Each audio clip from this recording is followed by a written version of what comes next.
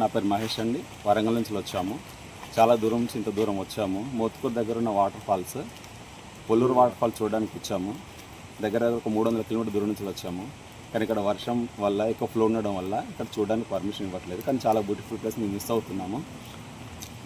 So ఒకవేళ అధికారులు permission ఇచ్చి పంపిస్తే ఇలాంటి బ్యూటిఫుల్ ప్లేస్ మేము మిస్ కాకుండా చూస్తాము. సో ఎందుకంటే వాళ్ళు పర్మిషన్ ఇస్తే ఇక్కడ వెళ్ళి ఏమైనా ప్రమాదాలు జరిగే అవకాశం ఉంటుందని వాళ్ళు ఆపుతున్నారు. సో పర్మిషన్ ఇస్తే మాకు చాలా బాగుంటుంది చూడడానికి.